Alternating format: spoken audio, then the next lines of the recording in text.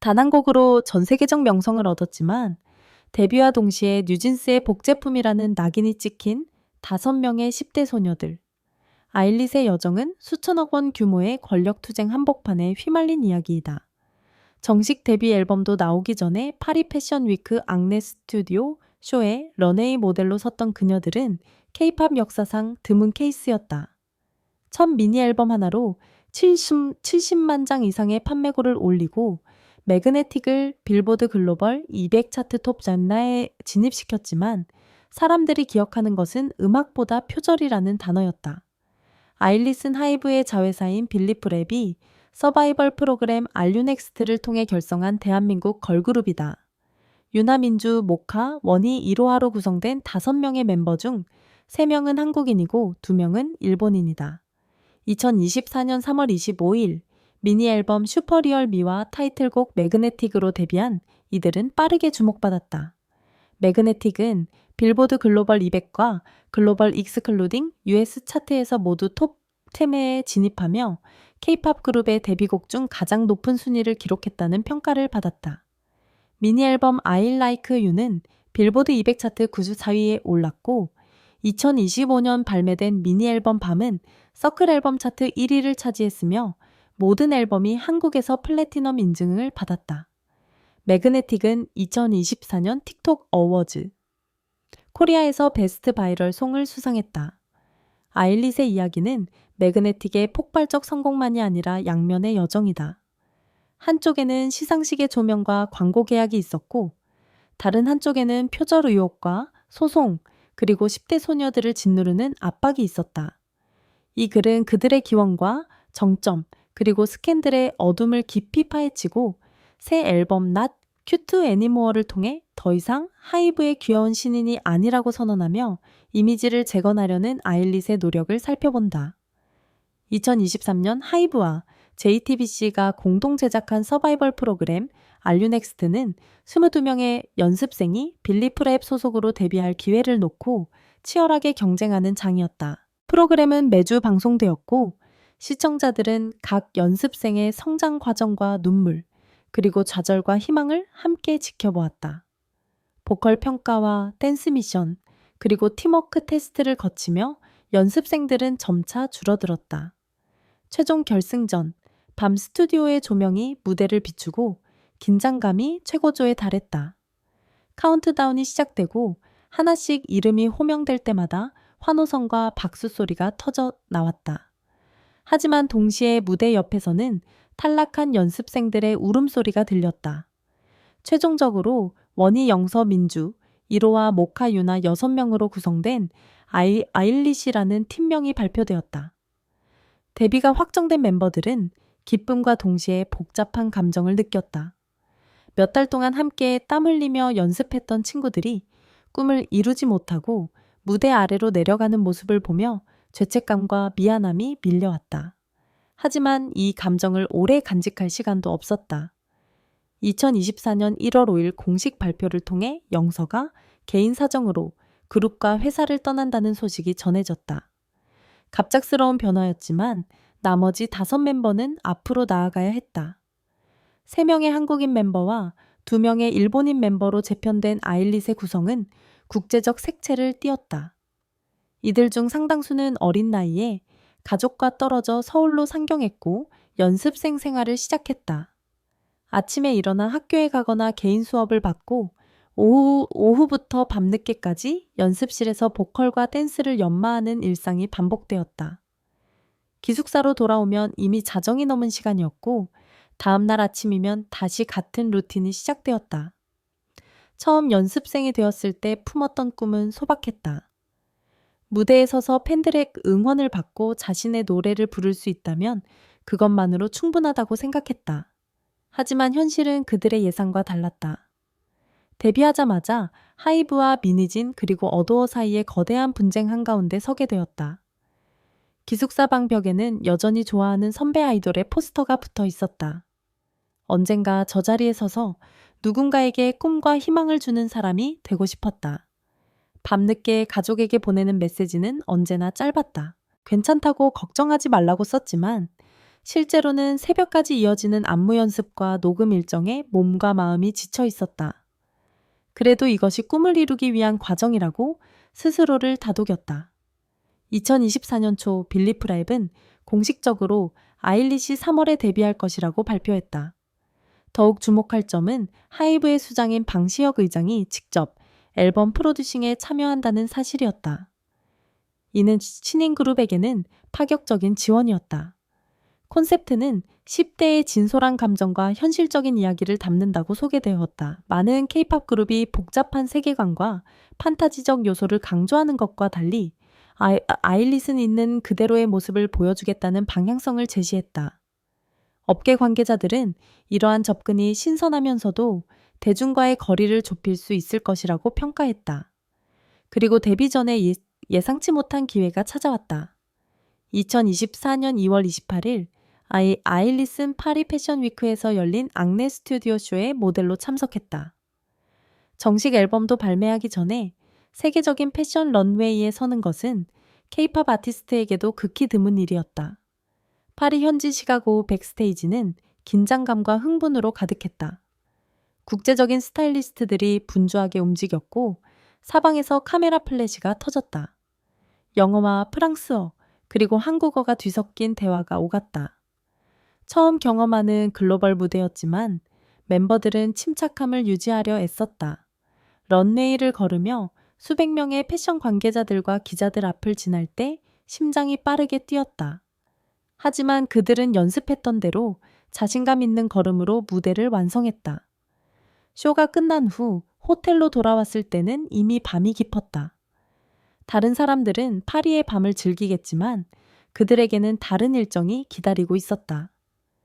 메이크업을 지우고 편한 옷으로 갈아입은 후 거울 앞에 섰다. 곧 발표할 매그네틱의 안무를 다시 한번 점검해야 했다. 파리 패션 위크의 화려함과 기숙사 연습실의 형광등 불빛 사이의 대조는 그들이 걷고 있는 길이 얼마나 특별하면서도 힘든지를 보여주었다. 2024년 3월 25일 드디어 기다리던 순간이 왔다. 미니 앨범 슈퍼리얼미가 전 세계에 공개되었고 타이틀곡 매그네틱이 각종 음원 플랫폼에 올라왔다. 뮤직비디오는 밝고 경쾌한 분위기로 10대 소녀들의 설레는 감정을 표현했다. 반응은 폭발적이었다. 공개 몇 시간 만에 조회수가 수백만을 넘어섰고 하루가 지나지 않아 1000만 뷰를 돌파했다. 특히 틱톡에서 매그네틱 댄스 챌린지가 엄청난 속도로 확산되었다. 전 세계 팬들이 후렴구에 중독성 있는 안무를 따라하며 영상을 올렸고 이는 다시 더 많은 사람들에게 곡을 알렸다. 음원 차트에서도 놀라운 성과가 나타났다.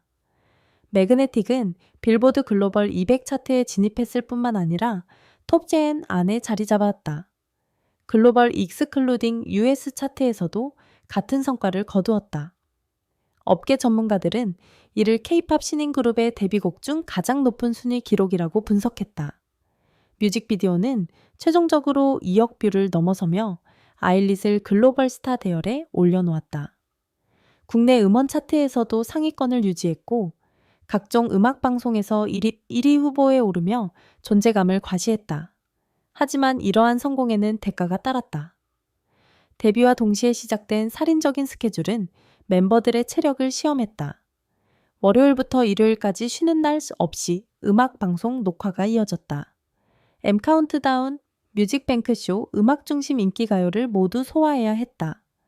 주중에는 팬사인회가 잡혔고 주말에는 예능 프로그램 출연과 화보 촬영, 그리고 자체 콘텐츠 제작이 기다리고 있었다. 하루 일정은 보통 새벽에 시작해 밤늦게 끝났다. 대기실에서 메이크업을 받으며 잠깐 눈을 붙이는 것이 유일한 휴식이었다. 한 멤버는 메이크업 의자에 앉아 있다가 그대로 잠들어 버렸고 매니저가 조심스럽게 깨워야 했다. 다음 무대 녹화 시간이 다가왔기 때문이다. 무대에 오르면 아무리 피곤해도 최고의 퍼포먼스를 보여줘야 했다. 카메라 앞에서는 언제나 밝고 에너지 넘치는 모습이어야 했다. 팬들은 그런 모습을 기대했고 그들은 그 기대를 저버리고 싶지 않았다. 성공은 더 많은 기회를 가져왔다.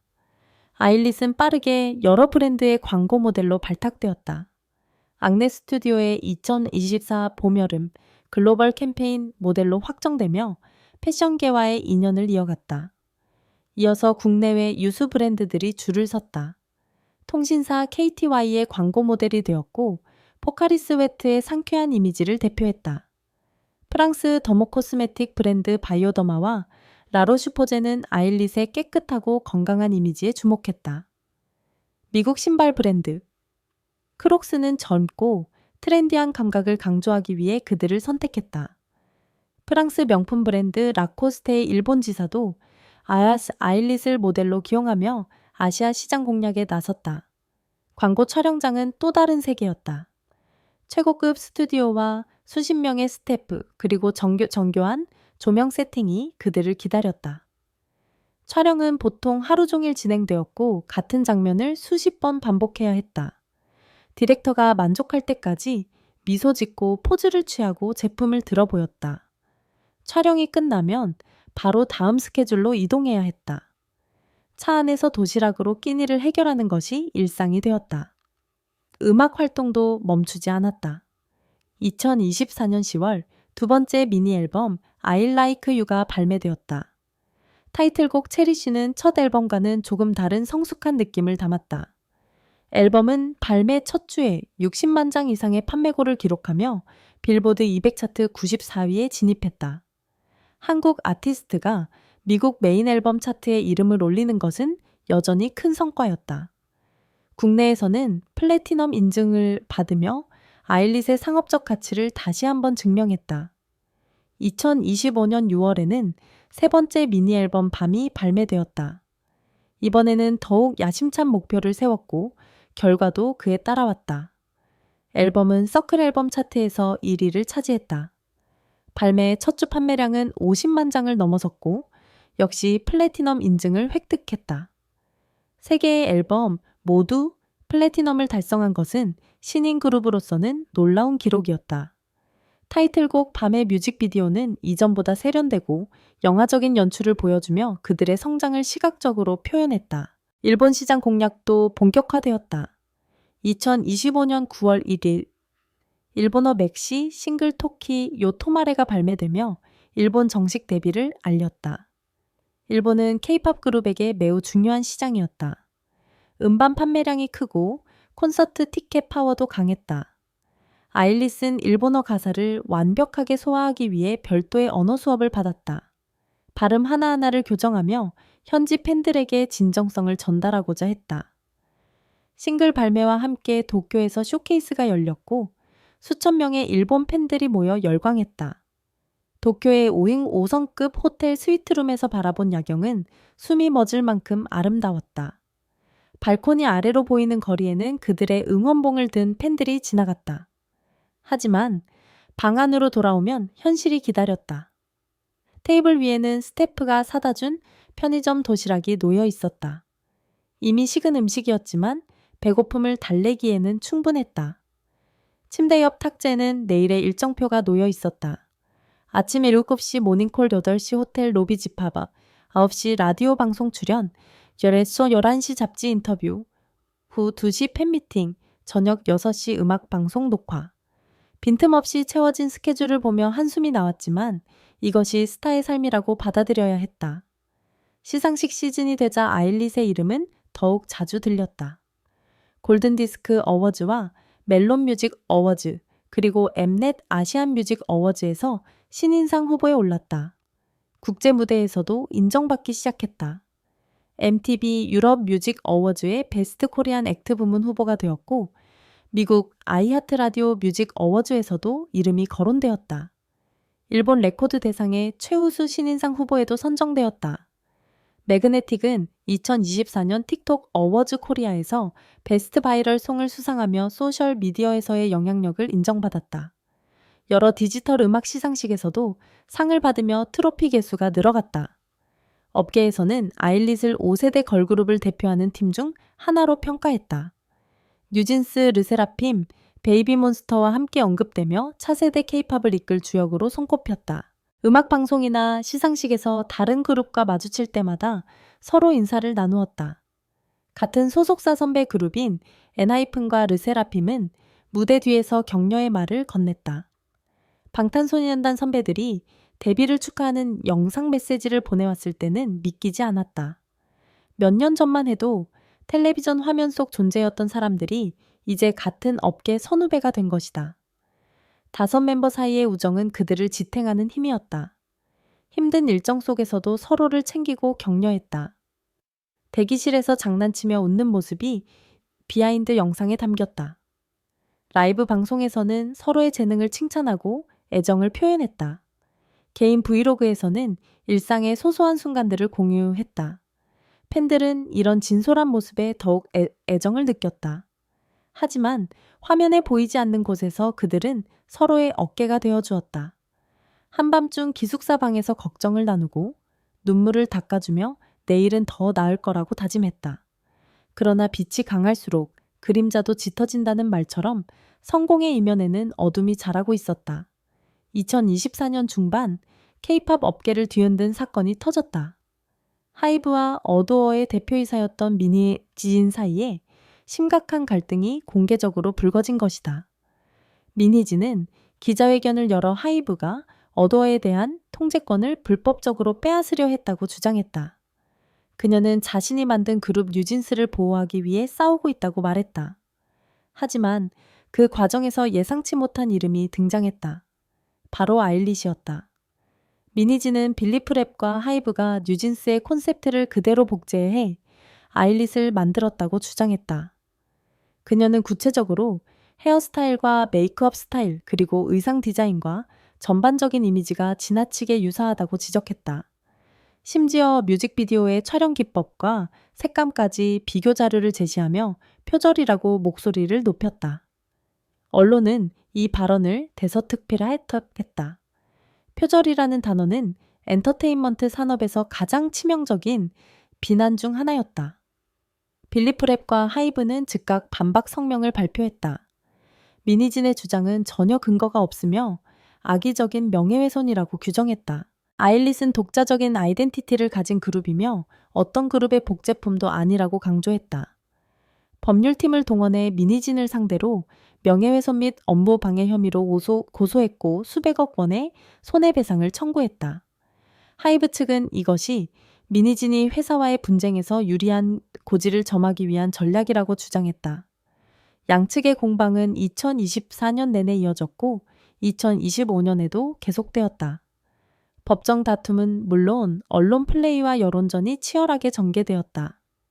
그 과정에서 아일리시라는 이름은 끊임없이 언급되었다. 뉴스 기사 제목마다 표절 논란이라는 단어와 함께 그들의 그룹명이 등장했다. 포털 사이트 실시간 검색어에서 아일릿을 검색하면 관련 키워드로 뉴진스 복제품 표절 의혹, 미니진 발언 같은 부정적인 단어들이 따라왔다. 국제 언론도 이 사건에 주목했다. 빌보드, 롤링스톤, 버라이어티 같은 해외 매체들이 K-팝 업계의 권력 투쟁과 표절 논란을 다루며 아일릿을 언급했다. 일부 기사는 균형 잡힌 시각으로 양측의 입장을 소개했지만 일부는 자극적인 제목으로 논란을 부채질했다. 아일릿은 뉴진스의 모방인가라는 질문이 K-팝 팬덤을 양분했다. 온라인 커뮤니티와 소셜미디어에서는 끝없는 논쟁이 벌어졌다. 한쪽 진영은 미니진의 주장에 동조했다. 그들은 두 그룹의 콘셉트 사진을 나란히 놓고 유사점을 찾아냈다. 청순한 10대 이미지 프레피 스타일의 의상, 자연스러운 메이크업 밟고 경쾌한 음악, 모두 비슷하다고 지적했다. 특히 매그네틱과 뉴진스의 슈퍼샤이를 비교하며 멜로디 라인과 뮤직비디오 구성이 유사하다는 분석을 내놓았다. 이들은 하이브가 뉴진스의 성공 공식을 그대로 복사해 빠르게 수익을 내려 했다고 비판했다. 반대 진영은 과도한 해석이라고 반박했다. 10대를 타겟으로 하는 걸그룹이라면 자연스럽게 비슷한 콘셉트를 가질 수 있다고 주장했다. 청순하고 밝은 이미지는 K-팝 걸그룹의 오래된 전통이며 뉴진스만의 전유물이 아니라고 강조했다. 음악적으로도 장르가 비슷할 뿐 표절이라고 할 만한 직접적인 증거는 없다고 반론했다. 이들은 오히려 아일리시 기업 간 싸움의 희생양이 되었다고 동정했다. 5명의 어린 소녀들이 자신들의 잘못도 아닌 일로 비난받는 것은 부당하다고 목소리를 높였다. 팬덤은 분열되었다. 뉴진스의 팬인 버니즈와 아일릿의 팬인 글리 사이에는 긴장감이 흘렀다.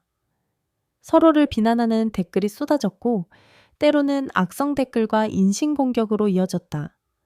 본래 K-팝 팬덤은 서로를 존중하고 응원하는 문화가 있었지만 이 사건은 그런 분위기를 깨뜨렸다. 중립을 지키려는 팬들조차 어느 편을 들지 압박을 받았다. 논란은 음악을 넘어 법정으로 확대되었다. 하이브 내부 문서가 유출되는 사건이 발생했다. 그 문서들 중에는 경쟁사 아티스트들에 대한 모니터링 보고서가 포함되어 있었다. 일부 보고서는 다른 회사 소속 아이돌을 비하하거나 모욕적인 표현을 사용한 것으로 드러났다. 여론은 악화되었다. 대형 엔터테인먼트 기업이 어린 아티스트들을 이런 식으로 평가했다는 사실에 대중은 분노했다. 빌리프라앱 소속 그룹도 그런 보고서의 대상이었다는 의혹이 제기되었다. 2024년 말 국회 문화체육관광위원회 내 유엔 이 사건에 대한 청문회를 열기로 했다. 하이브의 최고 운영 책임자와 관련 임원들이 국회에 출석해 의원들의 질의를 받았다. 청문회는 생중계되었고 수백만 명이 시청했다. 질의 과정에서 아일릿이라는 이름이 반복적으로 언급되었다. 의원들은 빌리프랩이 아일릿의 음반 판매를 부풀리기 위해 대량 구매를 강요했는지 물었다. 하이브 측은 그런 사실이 전혀 없으며 모든 판매는 정당한 시장 수요에 따른 것이라고 답변했다. 차트 조작 의혹도 제기되었다. 일부 언론과 네티즌들은 아일릿의 급격한 차트 상승이 자연스럽지 않다고 의심했다. 소속사가 음원 스트리밍을 조작하거나 음반을 사재기했을 가능성을 제기했다. 하이브와 빌리프랩은 이 역시 근거 없는 음해라고 일축했다. 한국음악콘텐츠협회와 가온차트 운영사는 아일릿의 기록에 이상이 없다고 공식 입장을 발표했다.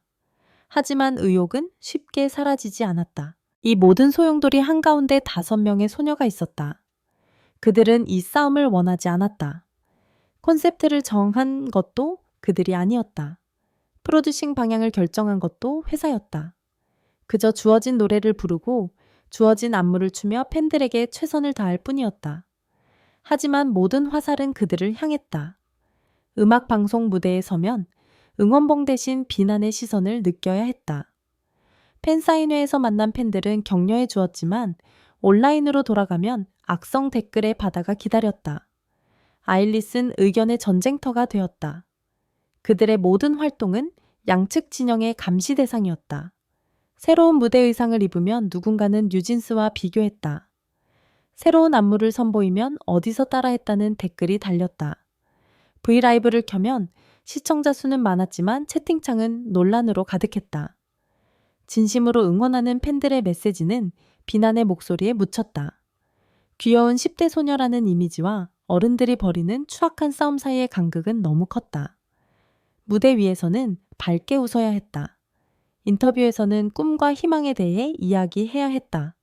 하지만 무대 뒤로 돌아오면 현실이 기다렸다. 매니저는 온라인 댓글을 보지 말라고 당부했지만 호기심을 이기기 어려웠다. 자신에 대한 글을 검색하면 응원보다 비난이 더 많았다. 열심히 준비한 무대를 표절이라고 부르는 댓글을 보면 가슴이 무너졌다. 심리적 압박은 신체에도 영향을 미쳤다. 2025년 10월 중요한 발표가 나왔다. 멤버 모카가 인도네시아 자카르타에서 열리는 섹터 K 페스티벌에 참석하지 못한다는 소식이었다. 회사 측 설명에 따르면 모카는 최근 과중한 일정으로 인한 신체적 피로를 호소했고 병원 검진 결과 의사가 충분한 휴식을 권고했다. 이에 따라 예일릿은 4명의 멤버로 페스티벌 무대에 섰다. 팬들은 깊은 우려를 표했다. 소셜미디어에서는 모카의 빠른 쾌유를 기원하는 해시태그가 트렌드에 올랐다. 글릿들은 회사의 멤버들의 건강을 최우선으로 고려해달라고 요청했다. 일부는 살인적인 스케줄이 어린 아티스트들을 망가뜨린다고 K-팝 산업 전체를 비판했다. 빌리프랩은 성명을 통해 모카의 건강 회복을 최우선 과제로 삼고 있으며 충분히 쉬고 회복할 때까지 무리한 일정을 잡지 않겠다고 약속했다. 하지만 쇼는 계속되어야 했다. 4명의 멤버는 모카 없이 무대를 소화했다. 평소보다 더 열심히 움직이며 빈자리를 채우려 애썼다. 공연 후 대기실로 돌아와서야 긴장이 풀렸다. 서로를 안아주며 잘했다고 격려했다. 영상통화로 모카와 연결해 공연 영상을 함께 보며 다음에는 5명 모두 함께 하자고 다짐했다. 가장 어두운 순간은 예고 없이 찾아왔다. 국회 청문회가 열리던 날이었다. 오전 내내 뉴스 채널에서는 청문회 생중계가 나갔다. 하이브 임원들이 의원들의 질문에 답하는 모습이 화면에 비쳤다. 그 과정에서 아일릿이라는 단어가 수십 번 반복되었다. 표절 의혹 차트 조작, 의심 내부 문서 유출 모든 이슈의 중심에 그들의 이름이 있었다. 그날 오후 아일릿은 음악방송 녹화 일정이 있었다. 대기실 텔레비전에서는 여전히 청문회 뉴스가 나오고 있었다. 스태프들은 채널을 돌렸지만 어느 채널이든 비슷한 내용이었다. 멤버들은 서로의 눈을 마주치지 못했다. 무슨 말을 해야 할지 몰랐다. 메이크업 아티스트가 들어와 분위기를 바꾸려 애썼다. 오늘 무대 의상이 정말 예쁘다고 밝게 말했다. 무대에 오를 시간이 되었다. 대기 구역에서 다른 아티스트들을 마주쳤다. 몇몇은 따뜻한 눈빛으로 응원을 보냈지만 어떤 이들은 어색하게 시선을 피했다. 무대 위로 올라가는 계단을 오르며 심호흡을 했다. 음악이 시작되고 조명이 켜졌다. 수백 명의 관객이 박수를 쳤다. 하지만 그 박수 소리 너머로 온라인에서 쏟아지는 비난의 목소리가 들리는 것 같았다. 그래도 노래를 불렀다. 안무를 추었다. 카메라를 향해 웃었다. 그것이 그들이 할 수 있는 전부였다. 녹화가 끝나고 대기실로 돌아왔다. 매니저가 휴대폰을 확인하지 말라고 다시 한번 당부했다. 하지만 호기심과 불안을 이길 수 없었다. 누군가 몰래 포털 사이트를 열었다. 실시간 검색어 상위권은 온통 청문회 관련 키워드였다. 아일릿 표절이라는 단어가 1위에 올라 있었다. 클릭해서 들어가니 수천 개의 댓글이 달려 있었다. 응원하는 글도 있었지만 비난하는 글이 훨씬 많았다. 그날 밤 기숙사로 돌아왔을 때는 이미 자정이 넘은 시간이었다. 샤워를 하고 침대에 누웠지만 잠이 오지 않았다. 천장을 바라보며 생각했다. 우리가 뭘 잘못했을까? 열심히 연습했고 최선을 다했는데 왜 이런 일을 겪어야 할까? 콘셉트를 정한 것도 아니고 회사 전략을 결정한 것도 아닌데 왜 우리가 욕을 먹어야 할까? 답은 없었다. 그저 부당하다는 감정만 가슴에 남았다. 다음 날 아침 다시 일정이 시작되었다. 라디오 방송 출연이 있었다. DJ는 밝게 맞이하며 최근 근황을 물었다. 멤버들은 연습한 대로 대답했다. 팬들에게 감사하고 앞으로도 좋은 음악으로 보답하겠다고 말했다. 청문회나 논란에 대해서는 언급하지 않았다. 회사에서 그런 질문이 나오면 적절히 피하라고 지시했다. 방송이 끝나고 스튜디오를 나서면서 DJ가 조용히 말했다. 힘내라고 응원한다고 너희는 잘못한 게 없다고. 그 말에 눈물이 날 것 같았지만 참았다. 이 모든 경험을 통해 그들은 배웠다. K-팝 산업의 어두운 이면을 직접 체험했다. 아일릿은 엔터테인먼트 대기업 간의 주식 전쟁과 권력 다툼에서 젊은 아티스트가 어떻게 도구로 전락할 수 있는지 보여주는 명확한 사례가 되었다. 하이브와 미니진의 싸움은 본질적으로 어도어라는 회사의 통제권을 둘러싼 분쟁이었다. 하지만 그 과정에서 아무 관련 없는 신인 그룹이 총알바디가 되었다.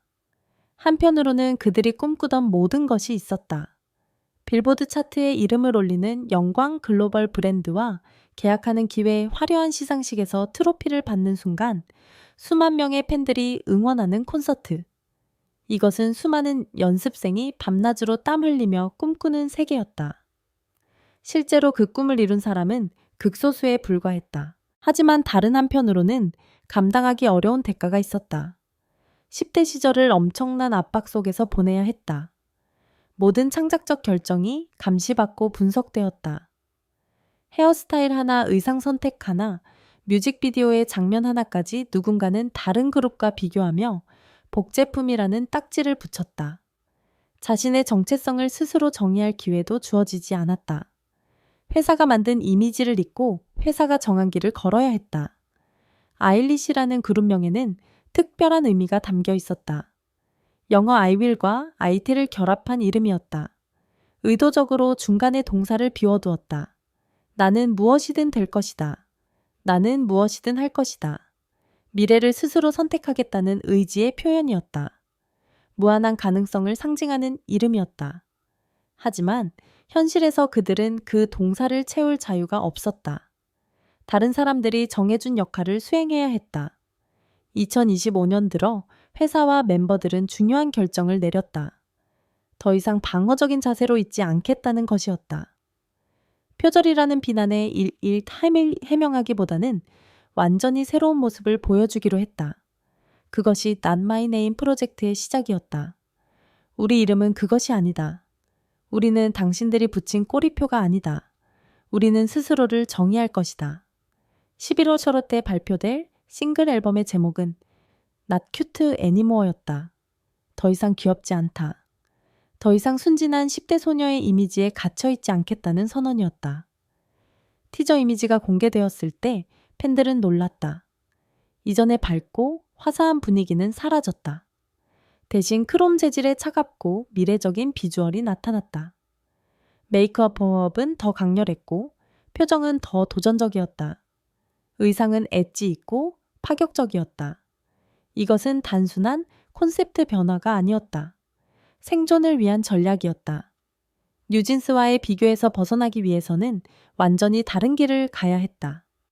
귀여운 팀 콘셉트를 버리고 반항적이고 강렬한 이미지로 전환하는 것이 유일한 방법이었다. 음악 스타일도 달라질 것이라고 예고되었다. 이전의 밝고 경쾌한 팝 대신 더 강렬한 비트와 파워풀한 사운드를 시도한다고 했다. 현재 아일릿은 전환점에 서 있다. 2025년 6월 발매된 미니 앨범 밤은 여전히 좋은 성적을 거두었다. 서클 앨범 차트 1위와 50만 장 이상의 판매고, 그리고 플래티넘 인증은 그들의 상업적 가치가 유지되고 있음을 증명했다. 국내 음원 차트에서도 상위권을 지켰고 각종 음악 방송에서 1위를 차지했다. 팬덤은 여전히 탄탄했고 응원은 계속되었다. 일본 시장에서의 반응도 고무적이었다. 2025년 9월 1일 발매된 일본어 맥시 싱글 토키 요 토마레는 오리콘 차트에서 좋은 성적을 거두었다. 포카리스 웨트와 라코스테 재팬의 광고 모델로 활동하며 현지 인지도가 크게 상승했다. 도쿄와 오사카에서 열린 팬미팅은 티켓이 순식간에 매진되었다. 일본 팬들은 한국에서의 논란에 대해 덜 민감했고 순수하게 음악과 퍼포먼스에 집중하는 경향이 있었다. 하지만 한국에서의 상황은 여전히 복잡했다. 표절 논란을 둘러싼 법적 분쟁은 계속되었다. 일부 혐의는 법원에서 기각되었다. 하이브와 민희진 사건의 더 넓은 맥락에서 볼 때 아일릿이 뉴진스를 표절했다는 직접적 증거는 불충분하다는 판단이 나왔다. 하지만 명예훼손과 손해배상 소송은 여전히 진행 중이었다. 양측은 계속해서 새로운 증거를 제출하며 공방을 이어갔다. 여론은 여전히 분열되어 있었다. 한쪽은 콘셉트와 이미지의 유사성이 우연이라고 보기 어렵다고 주장했다. 법적으로 표절이 아니더라도 도덕적으로는 문제가 있다고 지적했다. 민희진이 수년간 공들여 만든 뉴진스의 정체성을 대기업이 자본력으로 빠르게 모방했다는 비판이었다. 이들은 K-팝 산업의 창의성과 다양성을 위해서라도 이런 행위는 규탄받아야 한다고 목소리를 높였다. 반대편은 아일릿이 진짜 피해자라고 반박했다. 회사 간 권력 다툼의 도구로 이용당한 어린 아티스트들이라는 것이다. 그들은 콘셉트를 선택할 권한이 없었고 단지 주어진 역할을 수행했을 뿐인데 모든 비난을 떠안았다. 설령 회사가 잘못했다 해도 그 책임을 아티스트에게 물어서는 안 된다고 주장했다. 이들은 아일릿을 응원하며 새로운 도전을 지지했다. 2025년 11월 24일 오후 6시 한국 시간 싱글 앨범 Not Cute Anymore가 발매될 예정이다. 업계는 이 앨범의 성과를 주목하고 있다. 만약 성공한다면 아일릿은 귀여운 틴에서 강렬하고 반항적인 이미지로의 전환에 성공하는 것이다. 뉴진스와의 비교에서 벗어나 독자적인 정체성을 확립할 기회를 얻는다. 더 이상 누군가의 복제품이 아닌 아일릿 그 자체로 인정받을 수 있다. 하지만 실패한다면 상황은 어려워진다. 콘셉트 변화가 팬들에게 받아들여지지 않거나 대중의 관심이 식었다면 회복하기 쉽지 않다. 이미 논란으로 얼룩진 이미지의 상업적 실패까지 더해지면 그룹의 미래는 불투명해진다. 그래서 이번 컴백은 단순한 앨범 발매 이상의 의미를 갖는다. 아일릿의 생존이 걸린 중요한 시험대이다. K-팝 산업 전체도 변화하고 있다. 팬들은 더 이상 일방적으로 회사의 결정을 따르지 않는다. 아티스트의 인권과 건강, 그리고 창작의 자유를 요구한다. 소속사와 아티스트 사이의 불평등한 관계를 문제 삼는다. 젊은 세대는 투명성과 진정성을 중시한다. 아일릿의 사례는 이런 변화의 흐름 속에서 많은 논의를 촉발했다. 앞으로 아일릿이 어디로 나아갈지는 아직 알 수 없다. Not cute anymore.가 새로운 시작이 될지 마지막 발악이 될지는 시간만이 알려줄 것이다. 하지만 분명한 것은 5명의 소녀가 포기하지 않았다는 사실이다. 온갖 비난과 압박 속에서도 무대에 섰다. 노래를 불렀다. 팬들과 소통했다. 그들의 여정은 K-팝의 화려함과 잔인함을 동시에 보여주는 거울이다.